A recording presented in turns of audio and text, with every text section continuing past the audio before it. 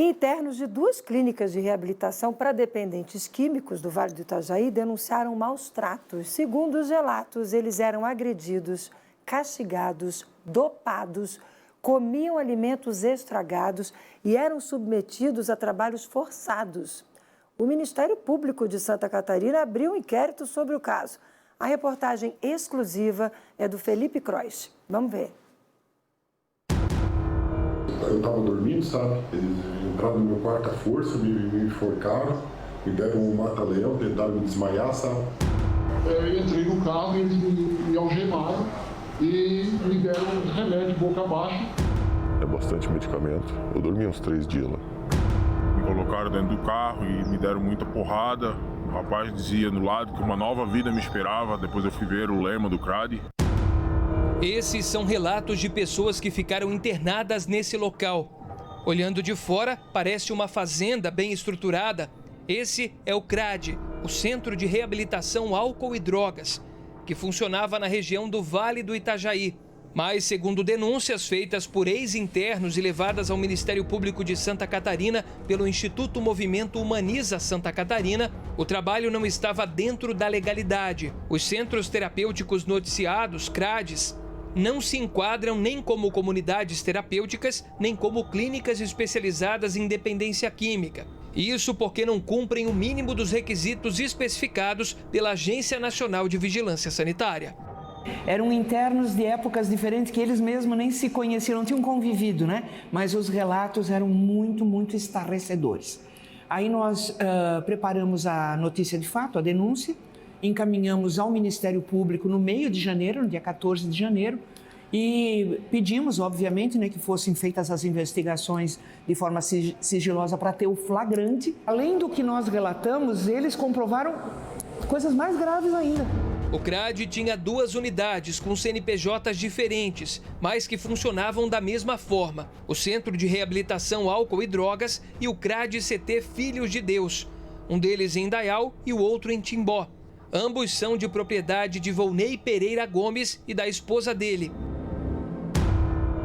Existem 2 modalidades para esse tipo de serviço. O das comunidades terapêuticas, que fazem o acolhimento voluntário extra-hospitalar. A base é a convivência orientada para a reinserção na sociedade. A outra modalidade são a das clínicas especializadas em dependência química. São verdadeiras unidades de saúde. Lá, eles recebem a internação voluntária ou involuntária, e o especialista responsável é um médico. Mas, segundo as denúncias, o CRADs atuava em desacordo com as 2 modalidades. A internação por lá era involuntária e eles também ministravam medicamentos. Existe medicação injetável, né? Já me injetaram lá, medicação, e existe oral também, que você é obrigado a tomar, né? Eles não me falaram quanto tempo ia ficar, eu fiquei sabendo pelos outros que ficavam um ano lá dentro, que não tinha mais leve de 9 meses, era um ano, e se não cooperasse, fizesse coisa errada, ganhava reforço de 3 meses, sabe? E tentei fugir 3 vezes. Fugi, foram me buscar, né? Foram me buscar, outra vez fugi, me pegaram na BR, me deram uma surra muito grande, chute, soco na cara, me enforcaram.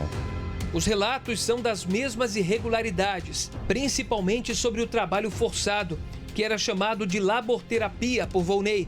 Segundo a denúncia feita ao MP, o único tratamento oferecido para alguns desses internos era a laborterapia, ou seja, os internos pagavam para trabalhar para o dono da clínica. E o trabalho não era opcional, era obrigatório, sob pena de castigos físicos, psíquicos ou de serem drogados e trancados em seus dormitórios. Famílias pagam, né, 2.500 por interno. As prefeituras também pagam, nós temos o contrato de Timbó, ainda não conseguimos o de Indaial. No caso de Timbó é 4.500 por mês para cada vaga. Nós temos pelo menos um caso de apropriação indevida da aposentadoria de um dos internos. De manhã cedo tomava café, acordava e ia fazer o que eles chamavam de laboterapia, né? Mas de laboterapia não tinha nada, porque tu tinha que trabalhar o dia inteiro, sabe? Quem não fizesse nada, o pau torava. Era castigado, era punido, era aumentada a dose de remédio, era gritaria, humilhação. Ele mandava escrever 500 vezes uma frase. Não podia dizer que ia embora. Cada um que dissesse que ia embora levava um reforço de mais 6 meses. Era tudo o que eles queriam. Os internos também relataram que não tinham acompanhamento de saúde adequado. E a parte do psiquiatra, eu tive uma consulta no 3º mês. Ali foi que ele me chapou.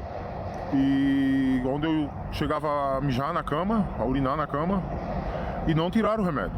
Só depois de 10, 15 dias que eles me apresentaram um médico, que foi a única vez em 24 meses que eu estive lá, me botaram que um médico passou por mim. Quem ficava doente era proibido de ir ao médico. O tratamento era feito pelos próprios monitores. Uma morte teria ocorrido por conta dessa negligência. Não tem monitor profissional, não tem um enfermeiro, não tem um auxiliar.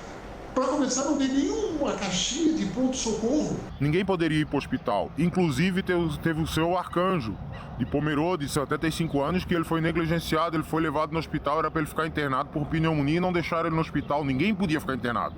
E o seu arcanjo veio a falecer de manhã.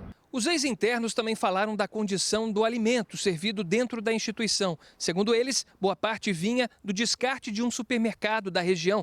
Até mesmo produtos vencidos eram consumidos por eles. E a falta de higiene também era rotina no local. A caminhonete vinha no sol quente, com comidas já estragadas, que já eram descartadas, e ali selecionava e colocava para nós comer. E isso eu fazia também. Eu fui ajudante lá durante 2 meses ali, e nós recolhia no lixeiro do hipermercado carne que vinha embalada, que estava no lixo, iogurte. Precária, cara. As camas eram os beliches velhos, o colchão era tudo colchão já velho, sabe? Tu sentia a tripa da cama nas costas para dormir. Não tinha armário, não tinha umas prateleiras de madeira. Os banheiros, tudo era higiene, era precária praticamente. O contato com os familiares era limitado, para evitar que os internos contassem o que acontecia no local. Não existe visita e ligações uma vez por mês. E a ligação fica 2 pessoas do teu lado. O meu filho foi lá para conversar comigo, eles não deixaram. Eu pedi para conversar, eu disse para o meu filho, vamos sentar aqui e vamos conversar. E ele simplesmente disse, não pode. Tem pessoas lá dentro que estavam 4 anos lá dentro. 4 anos, para você ter uma noção da gravidade. Só que não existe tratamento tanto tempo assim. A pessoa acaba ficando mal, a pessoa acaba ficando meio doida, pensa que não vai mais sair de lá. Tem muita gente que se matou lá dentro.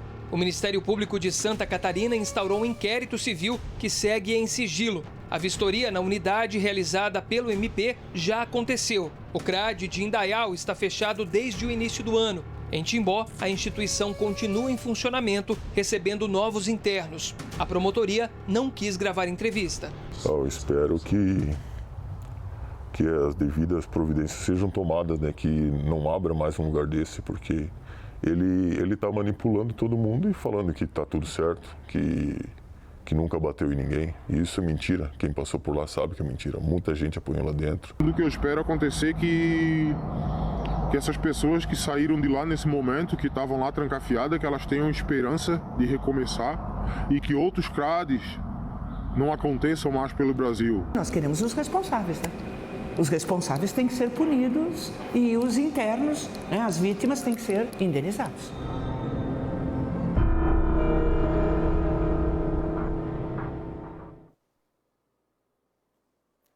Bom, Felipe Cross está de volta agora ao vivo, porque como manda o bom jornalismo, é claro, a gente também ouviu o dono da clínica e o advogado da clínica. O que eles falaram, hein, Cross? Pois é, Márcia, foi uma entrevista bem longa. Nossa produtora Patrícia Mello que conseguiu o contato com o Volney, ele aceitou conversar com a gente, mas em resumo o Volney negou todas as acusações, disse que tudo isso são mentiras inventadas por essas pessoas que ficaram internadas no CRAD. Mas ele confirmou que o Ministério Público fez uma visita surpresa lá na instituição. Vamos ouvir o que diz o fundador dessa instituição agora. No dia 31 de março, no início da tarde, nós recebemos uma visita por surpresa do Ministério Público junto com alguns órgãos competentes que são regularizadores. Não constataram nada. A promotora me chamou e disse, olha, Volney, nós vamos interditar por 72 horas o centro de reabilitação. O pessoal que quer ficar continua em tratamento. Quem quer ir embora, eles têm a liberdade de ir embora. E vocês têm que regularizar, ou seja, diminuir o número de camas do quarto X, e liberar o pessoal. Essas 4 pessoas que a gente ouviu, esses 4 ex-internos e os demais que estão fazendo essas denúncias sobre o CRAD, estão todos mentindo? Sim, estão mentindo. Como eu te falei, tu quer o nome de 100 recuperados, 100 pessoas para tu fazer os mesmos questionamentos, eu te mando, em meia hora eu te mando. Esse grupo era de 16 pessoas, atualmente está só em 9. Eu sei quem são cada uma das pessoas, tá? Então eu gostaria de finalizar dizendo assim, ó, que ninguém consegue sustentar uma mentira por tanto tempo. Não é à toa que 16 já estão entre 9. E a verdade vai prevalecer. Bem, sobre o caso do seu Arcanjo, que é citado por um dos internos que a gente conversou, que morreu dentro do CRAD, o Volney disse o seguinte, que ele não passou mal durante a madrugada, que simplesmente ele foi dormir bem e no amanhecer já estava morto. Eu conversei também com o advogado do Volney e ele relatou sobre a questão do inquérito que está com o Ministério Público e também sobre a denúncia feita pela Ideli Salvati, né, e por essa notícia de fato enviada ao Ministério Público da apropriação indébita de uma aposentadoria de um dos internos. Vamos ouvir o que diz o advogado. A clínica jamais teve uma atitude nesse sentido, não há nesse sentido. Quem controla o financeiro, quem paga, quem contrata é a família. A contratação vem por meio da família, o pagamento vem por meio da família. Não é o interno que paga. Qualquer relato, seja como for, ele vai gerar um inquérito. O inquérito é simplesmente um relato do que aconteceu para ser investigado se existe ou não. Então, obviamente, também em virtude da queixa-crime que houve lá por parte de uma instituição e pelos relatos, é que houve a visita técnica. E a visita técnica com todas essas instituições não conquistou nenhuma irregularidade. Inclusive, não há qualquer proibição para a instituição trabalhar.